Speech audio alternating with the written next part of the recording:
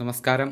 Raf talks ഫുട്ബോളിലേക്ക് ഏവർക്കും സ്വാഗതം. ഇന്നലെ ഇംഗ്ലീഷ് പ്രീമിയർ ലീഗിൽ നടന്ന മത്സരത്തിൽ ഗംഭീര വിജയം സ്വന്തമാക്കാൻ ചെൽസിക്ക് കഴിഞ്ഞിരുന്നു. 2-നെതിരെ 4 ഗോളുകൾക്കാണ് അവർ ബ്രൈറ്റണെ പരാജയപ്പെടുത്തിയിട്ടുള്ളത്.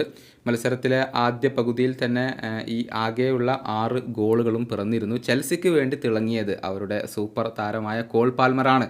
4 ഗോളുകളാണ് അദ്ദേഹം മത്സരത്തിൽ സ്വന്തമാക്കിയിട്ടുള്ളത്. അതിലൊരു കിടിലൻ ഫ്രീ കിക്ക് ഗോളും ഉണ്ടായിരുന്നു.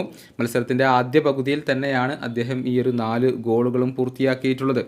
എന്നാൽ 4 ഗോളുകൾ നേടിയിട്ടും കോൾ പാൽമർ പൂർണ്ണമായും ഹാപ്പിയല്ല. അതായത് തനിക്ക് ഇനിയും കൂടുതൽ ഗോളുകൾ നേടാൻ സാധിക്കുമായിരുന്നു എന്നാണ് മത്സരശേഷം പാൽമർ പറഞ്ഞിട്ടുള്ളത്.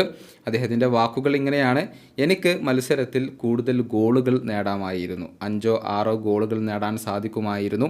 ആദ്യത്തെ ഗോളവസരം പാഴാക്കിയപ്പോൾ ഞാൻ അസ്വസ്ഥനായിരുന്നു. പക്ഷേ അവർ ഹൈലൈൻ ഡിഫൻസാണ് കളിച്ചിട്ടുള്ളത്. അതുകൊണ്ട് തന്നെ കൂടുതൽ അവസരങ്ങൾ ഞങ്ങൾക്ക് ലഭിച്ചു. മികച്ച ഒരു ഗെയിം പ്ലാൻ തന്നെ ഞങ്ങൾക്കുണ്ടായിരുന്നു. കൂടുതൽ അറ്റാക്കുകൾ നടത്താൻ സാധിച്ചു.